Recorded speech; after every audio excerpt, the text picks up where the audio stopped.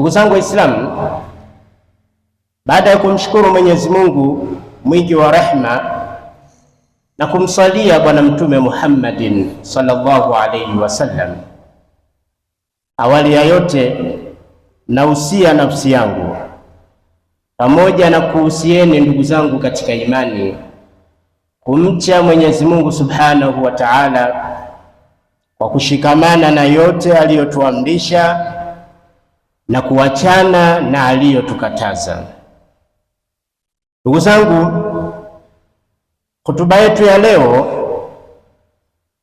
ambayo itahusiana katika hayo tuliyoamrishwa, lakini pia na yale tuliyokatazwa.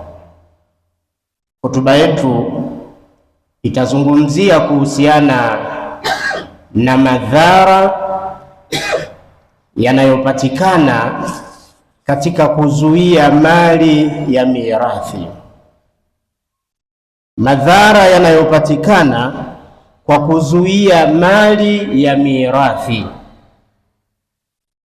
Ndugu zangu, suala la mirathi kila mmoja lazima limkute. Suala la mirathi kila mmoja lazima limkute. Kwa nini? Kwa sababu Mwenyezi Mungu subhanahu wa ta'ala khalaqa al-mauta wal haya. Mwenyezi Mungu ameumba kifo na akaumba uhai. Kwa hiyo madamu sisi tupo hai, ipo siku moja tutakufa, kama walivyokufa waliotangulia, baba zetu, mama zetu, bibi zetu, babu zetu na ndugu zetu wengine katika Uislamu. Tunawaombea kwa Mwenyezi Mungu subhanahu wa ta'ala awasamehe madhambi yao. Kwa hiyo kama walivyotangulia wao, basi na mimi na wewe itafika wakati tutaondoka. Kwa hiyo madamu kifo na uhai kipo kwa mwanadamu, basi pia mirathi kwa mwanadamu lazima iwepo, kwa sababu mirathi inathibitika na kupatikana baada mautil insani, baada ya kufa mwanadamu.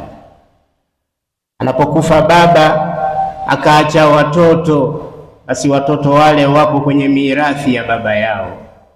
Sio baba tu, kuna wakati anaweza akafa mtoto ambaye ana mali zake, ana kila kitu chake, mirathi inakuwa kwa baba. Kwa hiyo baba naye anatakiwa apate mirathi kutoka kwa mtoto wake. Kwa hiyo isije ikaeleweka kwamba mirathi watoto kwa baba tu, lakini baba kwa watoto hahusiki. Hapana, mirathi ni mali ambayo yantakilu, inahama min almayit ila alhaya ila alhayy, inahama mali hii kutoka kwa yule aliyekufa, kutoka kwa mayit, mali hii inahama inakwenda kwa aliyekuwa hai. Kwa hiyo mirathi, ndugu zangu Waislamu, kila mmoja itamkuta, lakini pia inawezekana wengine wapo katika mirathi, lakini tatizo kubwa linalokuja, inawezekana watu wapo katika mirathi, wamefiwa na ndugu yao. Katika mirathi hiyo watu wanaendelea kupata madhara, wanaendelea kupata dhambi kwa sababu ya mirathi ambayo wameizuia. Amepatikana mmoja ambaye ndo akawa ni wakili, ndiye msimamizi anil mirathi, msimamizi wa mirathi, akawa yeye ndio ameishikilia mirathi hiyo, hataki kugawa kwa wenzie, hataki kumpa kila mmoja haki yake.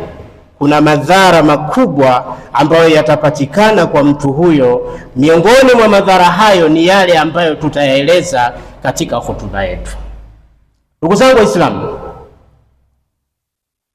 hukumu ya mirathi Mwenyezi Mungu ameizungumza katika Qur'ani, sio matakwa yako wewe wala matakwa yangu mimi.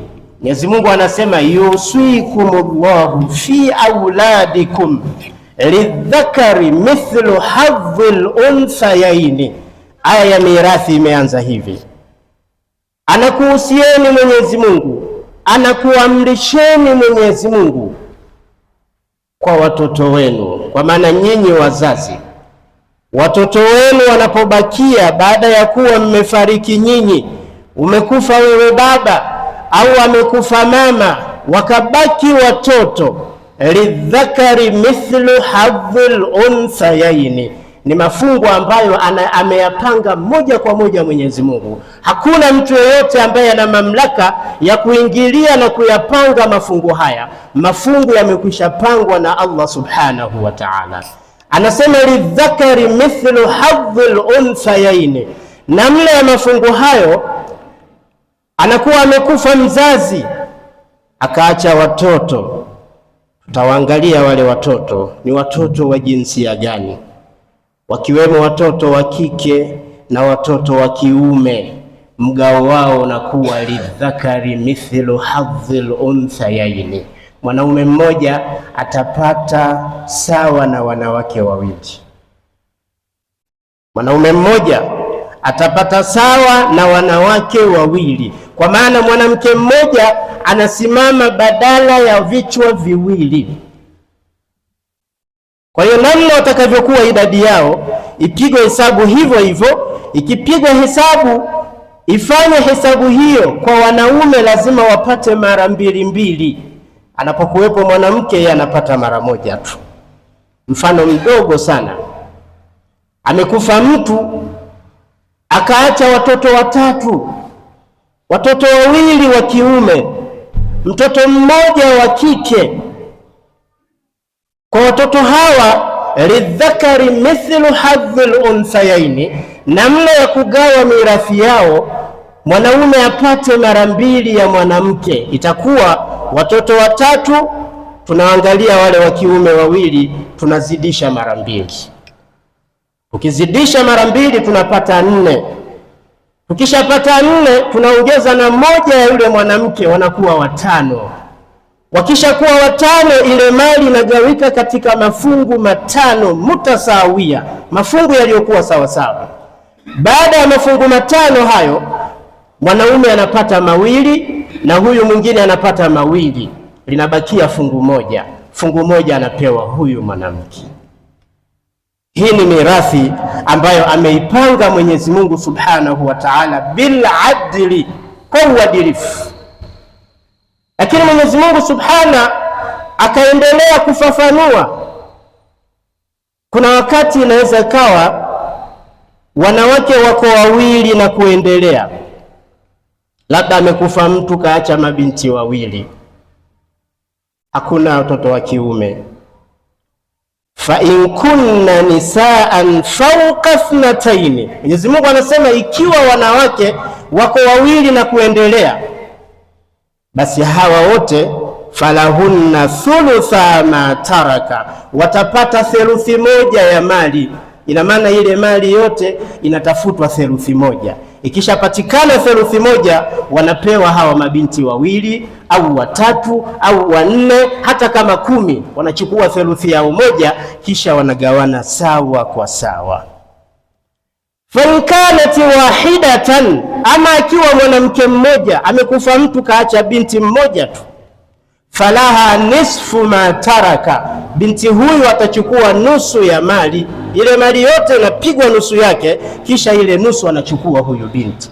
Lakini pia na kuendelea katika migao ya mirathi, namna ambavyo Mwenyezi Mungu subhanahu wa ta'ala ameigawa. Ndugu zangu, mirathi imekwisha pangwa na Mwenyezi Mungu subhanahu wa ta'ala, na sisi jukumu letu ni kutekeleza na kupitia katika yale ambayo ameyapanga Allah subhanahu wa ta'ala. Katika maisha ya leo, sote tunatambua swala la mirathi ni swala ambalo wengi katika Waislamu hatutaki kulitekeleza, kwa ujeuri, kwa uasi, kwa ghurur, inawezekana kujiona, kibri. Hatutaki kutekeleza swala la mirathi, swala ambalo limeelezwa na mwenyewe khaliqu kulli shay'in, muumba wa kila kitu, ambaye katuumba mimi na wewe na akatupatia hivyo tunavyovimiliki, hatutaki kutekeleza maagizo yake namna ambavyo yeye ameagiza. Mwenyezi Mungu anaamrisha kwa kila mmoja ambaye ni wakil anil warith. Inawezekana anapokufa mtu, amekufa baba, kaacha watoto, kuna mtoto mmoja ambaye yeye ndo anakuwa wakili, yeye ndiye msimamizi, yeye ndiye msimamizi kwa wenzie. Mwenyezi Mungu anamwamrisha, anamwambia hivi, inna Allaha ya'murukum an tuaddu al-amanati ila ahliha.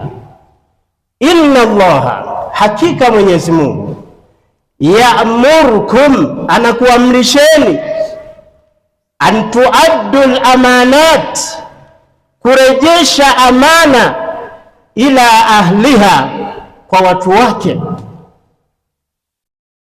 Ndugu zangu, hii ni amri, hatujapewa option, sio khiari ya mtu kwamba achague atakapojisikia yeye ndipo arejeshe amana kwa watu. Ni amri. Inna Allaha ya'murukum, hakika Mwenyezi Mungu anakuamrisheni, an tuaddu al-amanat, kurejesha amana, ila ahliha, kwa watu wake. Amanat, Mwenyezi Mungu amesema amanat, amana ziko nyingi. Hunaka amanatul amwal, kuna amana za mali. Amwalul mirath, inawezekana mali zenyewe ni za mirathi. Inawezekana amana hizo zingine ni amana za mali ambazo mtu amekuja kuwekeza tu. Kuna amana za maneno, kuna amana za kikazi. Zote hizi Mwenyezi Mungu anataka tuzirejeshe na tuzitekeleze kwa uadilifu kwa watu wake. Tunapozungumzia amana ya mirathi, mali ya mirathi, Mwenyezi Mungu anamwamrisha kila ambaye ni wakili, kila ambaye ni msimamizi, wewe ndiye msimamizi wa mirathi, Mwenyezi Mungu anakuamrisha haraka, an tuaddul amanat, tekeleza amana hiyo ya mirathi. Tekeleza amana ya mirathi, igawe mirathi, simamia mirathi hiyo, kila mmoja achukue haki yake, kila mmoja ifahamike haki yake. Ni amri hii. Inapokuja amri, ndugu zangu, haina ngoja wala subiri. Mwenyezi Mungu ana hikma, Mwenyezi Mungu ni mjuzi sana, Mwenyezi Mungu anajua masa yakuni, yatakayotokea, na ndio maana haya ameyatahadharisha mapema kwamba kila mmoja atekeleze haya, na hasa yule ambaye ni msimamizi katika swala hilo.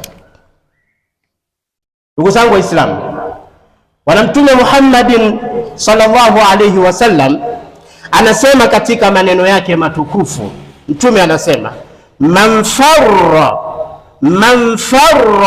min mirathi warithihi, yoyote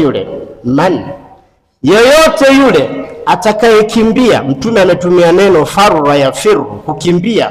Yoyote yule atakayekimbia min mirathi warithihi, akakimbia kusimamia mirathi ya warithi wake, akakimbia kusimamia na kuigawa mirathi kwa wale wanaostahiki, qata Allahu, Mwenyezi Mungu Subhanahu wa Ta'ala atamkatia mtu huyu mirathahu, mirathi yake, minal janna, peponi, yaumal qiyama, siku ya kiyama.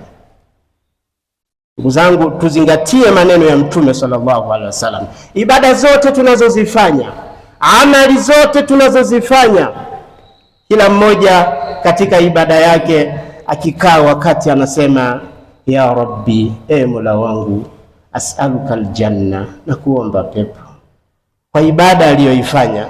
Mola wangu, na kuomba pepo. Ya Rabbi adkhilni aljanna, Mola wangu niingize peponi. Kila mmoja kwa matendo anayoyafanya anamuomba Mola wake na anataraji kwa Mola wake amuingize peponi. Sasa pamoja na ibada yako, pamoja na swala yako, Mtume sallallahu alaihi wasallam anasema, man farra, yoyote yule atakayekimbia, kwa maana atakayekwepesha, atakayezungusha, kila warithi wanapomwambia ndugu yetu, mirathi yetu hii, kuna haki zetu hizi, yafiru, anakimbia, anazungusha, amepita kulia, amepita kushoto, amebandika maneno. Man farra, yoyote yule atakayekimbia, akakimbia akazungusha mirathi ya warithi wake, malipo yake siku ya Kiyama Mwenyezi Mungu atamkatia mirathi ya peponi. Kwa maana hatarithishwa pepo ya Allah subhanahu wa ta'ala, hataipata pepo ya Allah subhanahu wa ta'ala. Na anapoikosa pepo ya Allah subhanahu wa ta'ala, ma masiruhu, nini mwisho wake? Ndugu zangu, mwisho fariqun fil janna wa fariqun fis sa'ir. Siku ya Kiyama ni sehemu mbili tu, moja kati ya mbili. Fariqun fil janna, kuna kundi ambalo litakwenda peponi, wa fariqun fis sa'ir, na kuna kundi litakalokwenda motoni. Kwa hiyo huyo ambaye amekwepesha mirathi ya warithi wake, Mwenyezi Mungu anapomkatishia na yeye kumuingiza peponi, kwa maana yudkhiluhu nara, fal'iyadhu billahi min dhalik, Mwenyezi Mungu atamuingiza motoni. Hasara iliyoje ndugu zangu Waislamu! Umefanya amali zako zote, swala zako, inawezekana na hija zako, saumu zako, ukitaraji mbele ya Allah subhanahu wa ta'ala una malipo yaliyokuwa mazuri, utaipata pepo ya Allah subhanahu wa ta'ala. Lakini inafika wakati unaambiwa, anta fararta min mirathi warithika, wewe ndio uliyekimbia, uliyekwepesha katika mirathi ya ndugu zako, mirathi ya warithi wanaostahiki kurithi, mpaka wengine wamekufa, wameacha mali zao, au mpaka wewe mwenyewe unakufa, umeacha ile mali haikugaiwa, na wewe ndio ulikuwa wakili. Mwenyezi Mungu atakwambia, anta alladhi fararta, wewe ndio uliyekimbia, wewe ndio uliyekwepesha. Kwa hiyo malipo yako leo ni motoni, pamoja na swala zako na ibada zako zote.